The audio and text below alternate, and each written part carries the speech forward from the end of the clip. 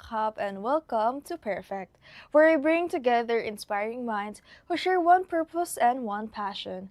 Today, we're exploring a story of vision, strategy, and excellence, a journey that proves creating a world-class business requires more than just passion. It takes careful planning, innovation, and relentless attention to detail. Joining us is a seasoned marketing and F&B strategist who has guided brands toward excellence and taught countless restaurateurs how to elevate their businesses. He is Adolfo Aran Jr., a leader in marketing, corporate communications, and food and hospitality consulting, known for his expertise in building high-performing restaurants and memorable dining experiences. Please welcome Adolfo Aran Jr. to Pairfect. Hello po! Hello. Hello! So, let's get started. You've built your career around marketing, hospitality, and restaurant consulting. So how did your journey in the F&B industry begin, and what drew you toward helping businesses achieve excellence? Okay, personally, if we are to date back many, many years ago, my aunt used to own a carinderia, Oh. and I was a 10, 12-year-old boy helping out. So it opened the world of food service, although in a very small scale. Fast forward to when I was starting my career, I joined the world's favorite pizza at the time Mm-hmm. in during the early 90s, and I enjoyed it. Oh, I yeah. saw the beauty of being able to see how restaurants Restaurants. are being operated, and that was also my first crack at marketing and training.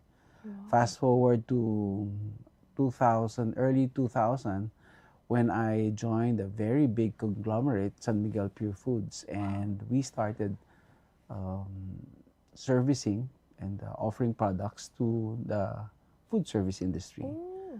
So, for us to be able to consult, we were practically not just selling, promoting, but we were also consulting Mm-hmm. for businesses ranging from convenience stores to fast food joints to casual dining to hotels, catering Oh, wow. companies.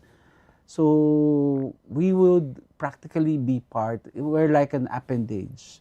We're like an outsourced Mm-hmm. party of these businesses being consulted as to what clicks and Yeah. what doesn't.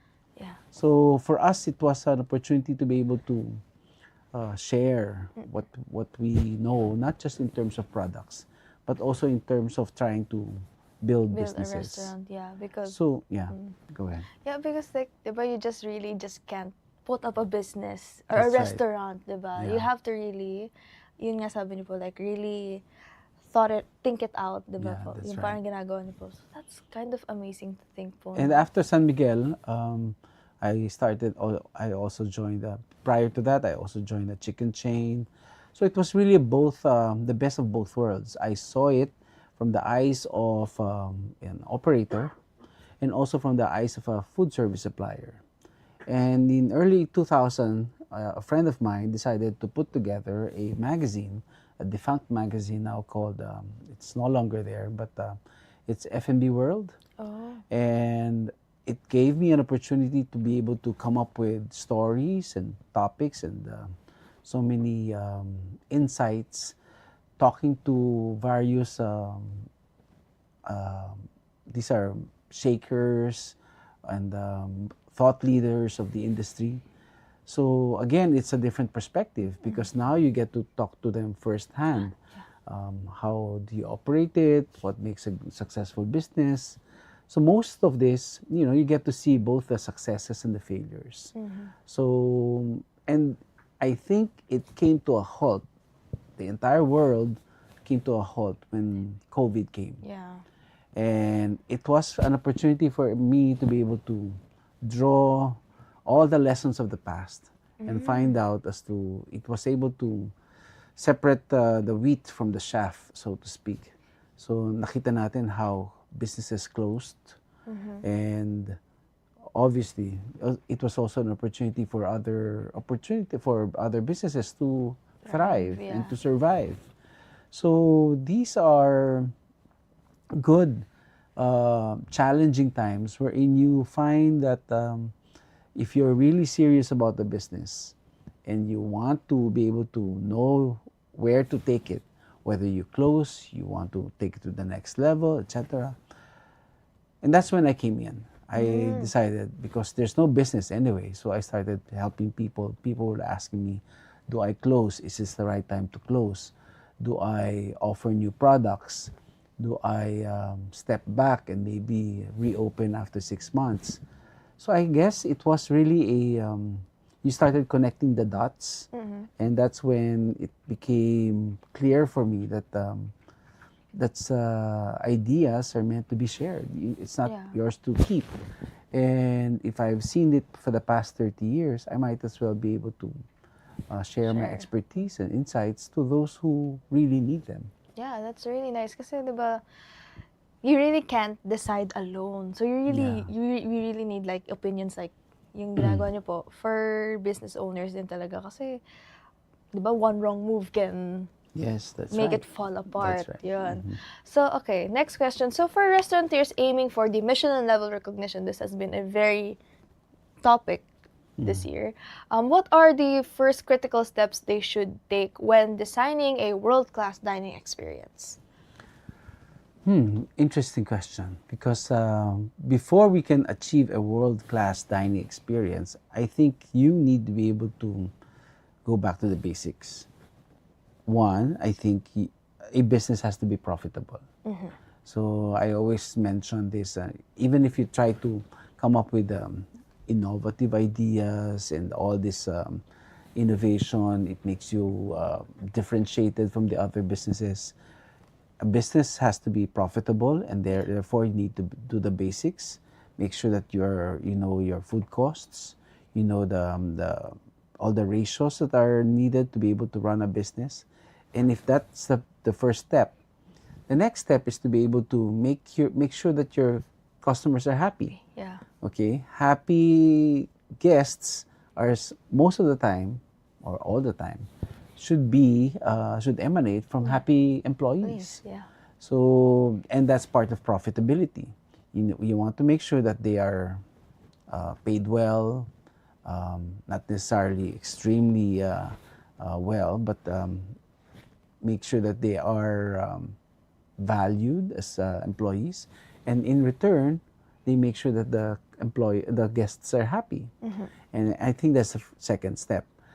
And if you've achieved profitability and you've achieved the customer guest satisfaction, I think I think if you're lucky enough, Michelin will be able to recognize you for this for the for the effort that you're exerting in coming up with a world-class dining experience. Yeah, and it kind of made me curious kasi, 'di ba, I think it was a Michelin recognition or Michelin graded. One ka rin there, I think in Quezon City, the Morning It's Sun. Did I think if did they like really follow those steps in order to become like recognized by the Michelin ano? No? Is it ganun po? yes. Kasi it's a karinderya, 'di ba? You wouldn't it's like I think a first like in the Philippine ano kasi 'di ba usually it's just restaurants, either hotel buffets ganun. So it's kind of unique to see no Yeah, na that's a right. karinderya made it to the Michelin grade or Michelin recognition. Yeah. Well, I think contrary to the to some impressions that our audience might have, Michelin is not just lux. It's not just about luxury. It really talks about consistency and authenticity. So even a morning sun in Quezon City can be recognized for such.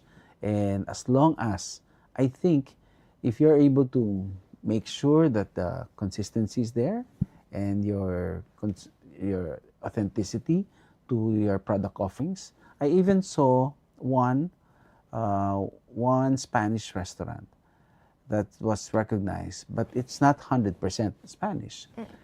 Somewhere along the way, you would find some dishes that are non-Spanish. I found one Ilocano restaurant that seems to be offering also some Kapampangan dishes. So as long as you stay true to your core, Yeah. to your identity, that is being recognized by Michelin. Wow, that is so nice talaga. Kasi once you Mm. really stick to your core or your brand nga as a restaurant, it really shows, no, Yeah. from like the people, the employees, the food, it's really creating a difference. So, okay, so moving on to our next question. So, yun nga, how important is the brand identity and storytelling in creating a restaurant that stands out both locally and internationally? So, Yeah. yun. You know, the brand identity, especially coming from a marketing perspective, has to be established from the onset. If at the when you start inviting trial for your to taste your dishes, your the flavors that you presented, and you get confusion as a result of this introduction, then something is wrong. No? So your brand story or the storytelling that you want to be able to establish for your brand identity should begin with a very concept. So what is the concept in the first place? So I've seen many businesses wherein they start putting in efforts in trying to come up with an Italian restaurant, but somehow they get lost along the way because they want to be able to infuse um, Asian influences. So makes it a fusion, and then they start looking into their comfort food. They start putting it into the menu. As long as I think you stay true to your identity, about 90-95%, then that's okay. Mm. If your story is really to build a restaurant that's really meant to be a tambayan for your among your friends, and then all your friends' favorites are there in the menu, then that's your story, right? So and then you stick to that, and then you have no illusion of coming up with the best sushi or the best Yeah. sashimi. Mm-mm. So it should not have that Yeah. convergence of being true to your identity at the same time trying to achieve a world-class Mm. uh, rib-eye steak Yeah. or something, right? So that I think should be the guiding principle of all restaurant businesses. Um, is this is what happens to also like cafes who prioritize aesthetic over yung flavor ng coffee or like flavor ng mga food? Is that what happens to them po also? Like they prioritize yung look ng buong cafe rather than yung food, yung service, blah blah blah. Is that what happens That's to them right. po? Yes, yes. A lot of some of the businesses that we've seen, especially with the proliferation of the coffee businesses, right? Yes po. You see them coming up with this the grandeur of the ambiance. But at the end of the day, it's really the cohesion of your product offering with ambiance and service. So here you are trying to establish, let's say, a buy one take one, no? But somehow your price point is still on the high Yes, side. yeah. So there's no coherence Yeah. between what you're offering and your price point. Sometimes you're looking into I one time I saw a Mexican um, restaurant trying to offer a back then that was about 10 years ago about a 400 peso dish and yet so it was quite pricey during that time 10 years ago, and yet they were offering it on styrofoam plates Oh. using plastic spoon and fork. So for me, that was really you don't get the value of what Yeah. you're paying for. So there's no coherence between your price offering and of course Yeah.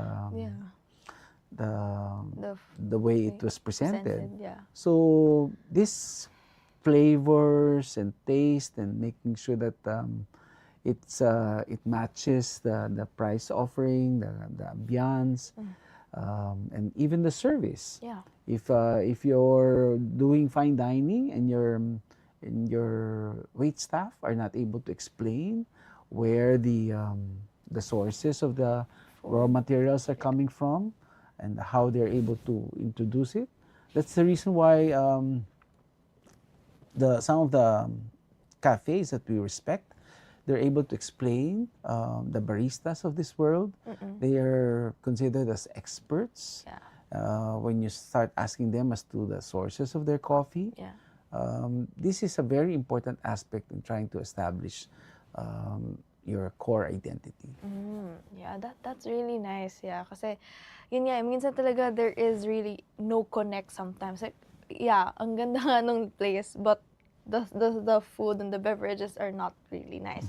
Okay, so moving on. So yun nga, customer experience is often cited as a major factor in Michelin recognition. In your experience, what aspects of service and hospitality make the biggest difference? You know, when you start looking into service and hospitality, you start questioning whether training is being done. Because I think before you can achieve an ideal service, it has to be done consistently. And consistency can only be achieved with training. And when I saw that one of the criteria for being awarded, being recognized, a Michelin star, is service, then I guess it still connects with food, right?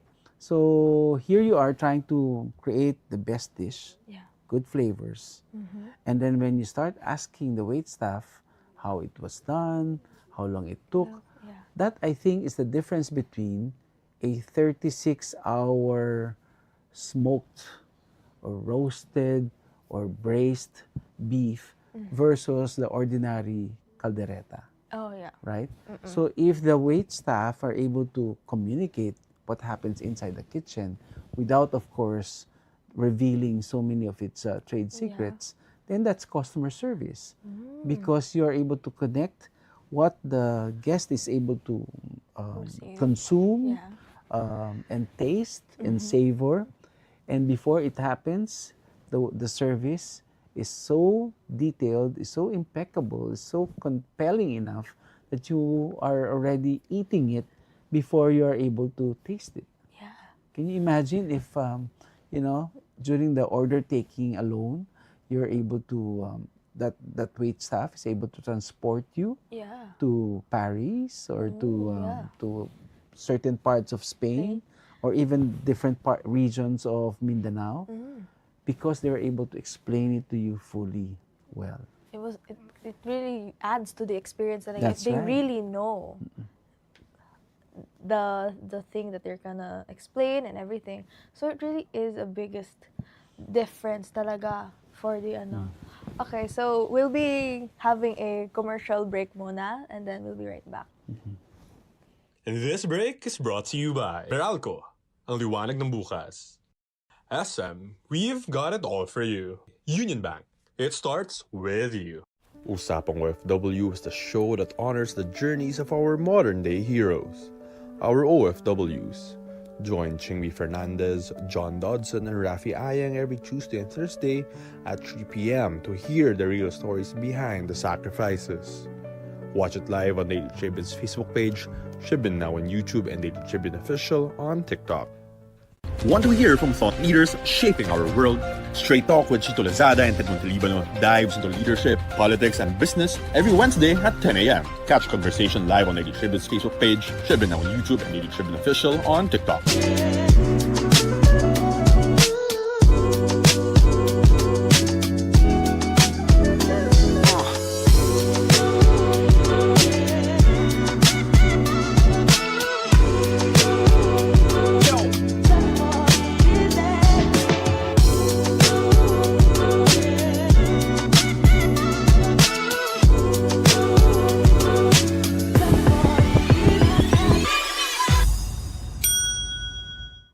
Okay, welcome back to Pairfect. We're still here with Mr. Aran.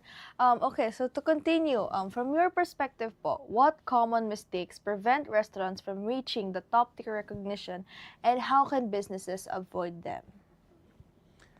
Okay, I think it's important that restaurant owners know their numbers. When the numbers don't lie. So first and foremost, we go back to profitability.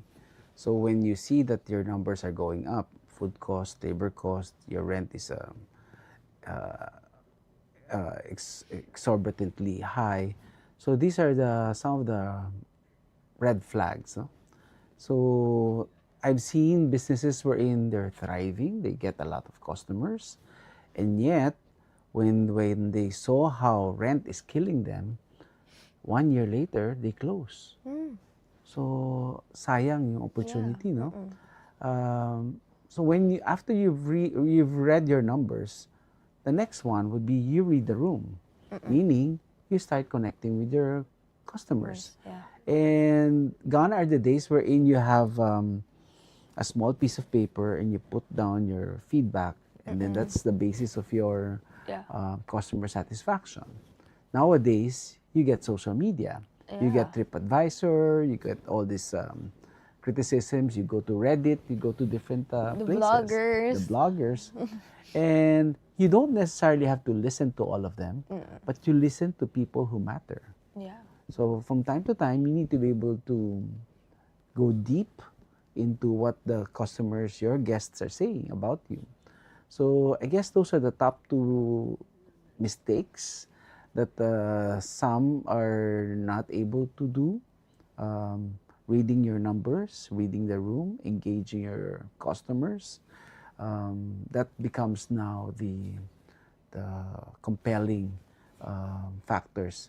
And the third, because we're in the topic of Michelin, I think sometimes we're so hooked up with the idea of being recognized, with innovation, that we want to be able to do things differently for the sake of being different.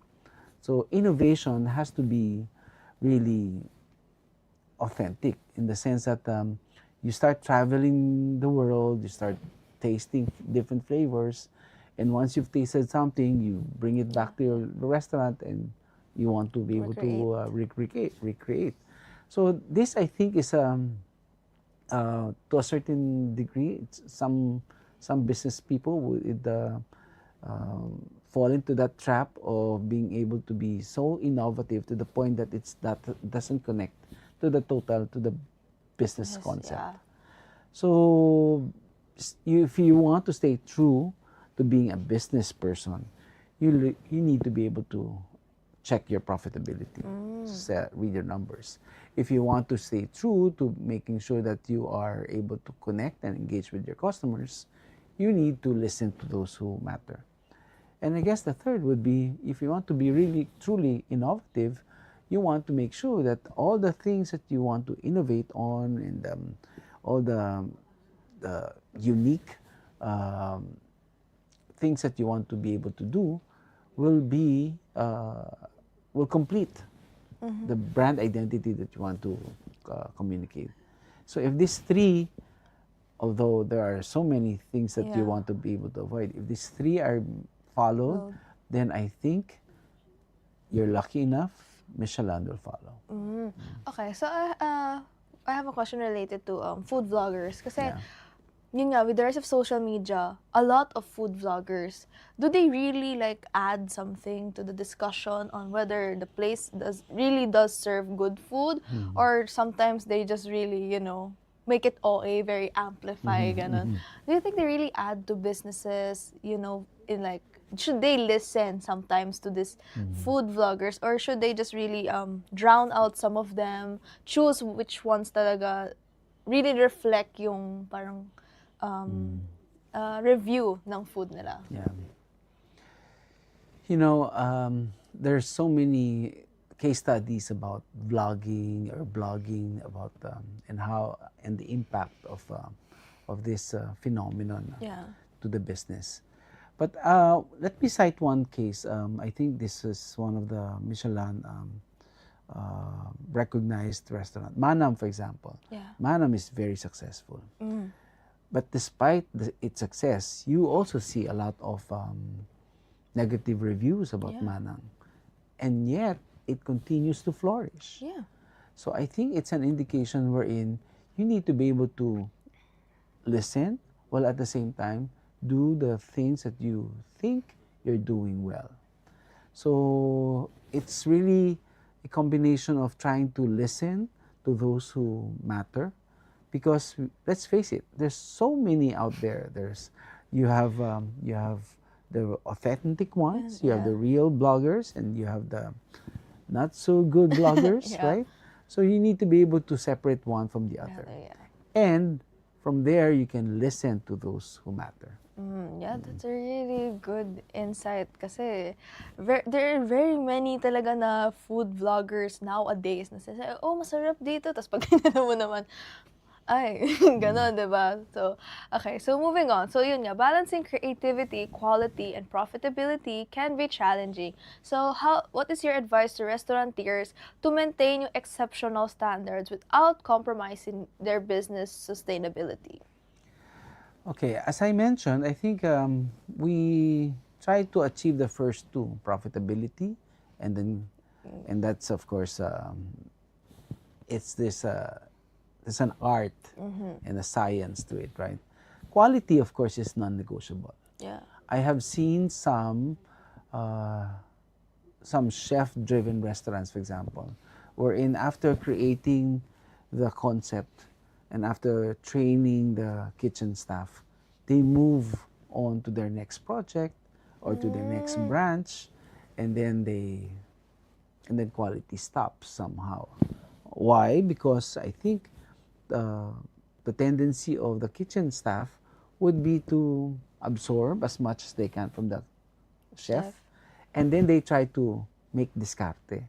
They try to find ways as to how do I do this in a shorter period of time. That's when you start seeing, of course, they try to, let's say, boil an egg for, let's say, for instead of doing it for 8 minutes, they try to do it in 6 minutes. Yeah. And therefore, instead of giving you a hard-boiled egg, they give you a soft-boiled egg, and vice versa. No? Sometimes you're expected a soft-boiled, but you get a hard-boiled. Hard-boiled. So the shortcuts happen. No?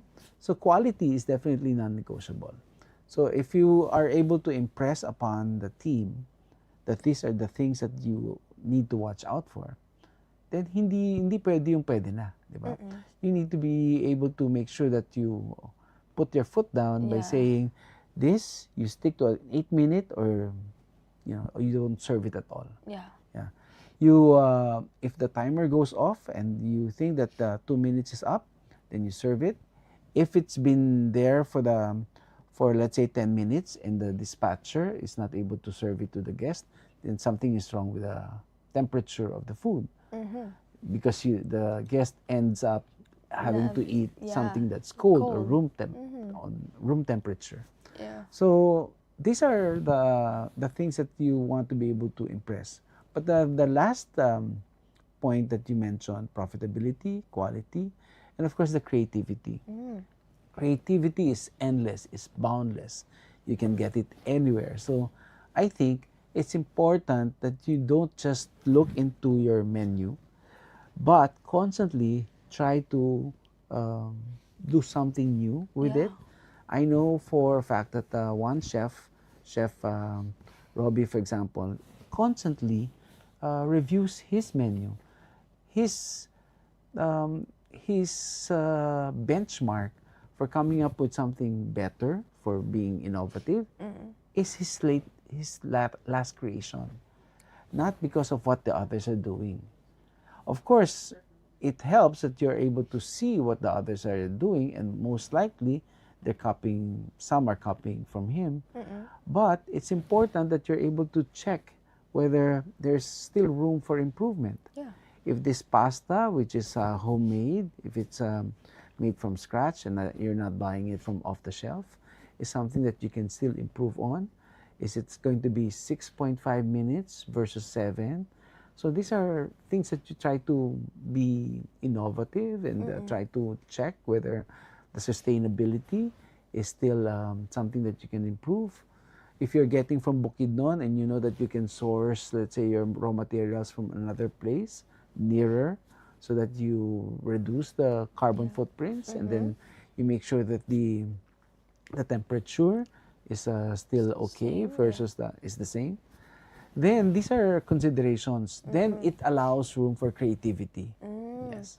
So it really doesn't stop at just like oh, ito na yon, this is it. We're not gonna involve, gonna. Yes, So restaurants really have to evolve that's and right. change through That's time. right. Yes. Kasi they can't be stagnant, Mhm. just one thing, no. Which is really nice nga naman, so to speak, kasi it gets boring after a time, from if you stick to just one thing and then just not evolve after that. And Okay. you're not just looking at the flavors and the tastes, even the small things that you can do on the ambiance. I always advise some of my clients, you look at your placemats, the way your decors are being done, even your cocktails are being served. There are so many small things that you can innovate, and yet you think that the guest will not notice. The slightest change. Sometimes if you make a 50, 100 peso price increase, they They will would notice. notice. Yeah. But they need to be able to justify if the Why? value is still there, Yeah. right? Yeah, kasi like sometimes yung mataas na nga yung presyo tapos di pa siya ganun ka That's di ba? right. So, yun. So, ayun, let's moving on. So, looking ahead, what advice would you give to the young entrepreneurs who dream of building a Michelin-level business but feel daunted by the competition and high standards? Well, this Michelin recognition awards that we had 2 months ago is really an eye opener because it doesn't, contrary to what others believe, it doesn't discriminate, and it should not be able to be created as an elitist group. In fact, it should inspire. We need not have affirmation coming from a foreign award giving body, because even without that, we've been very bullish, and a lot of people have paved the way for us. As early as the 1970s, we have Nora Daza, who created the first Filipino restaurant in Paris, Wow.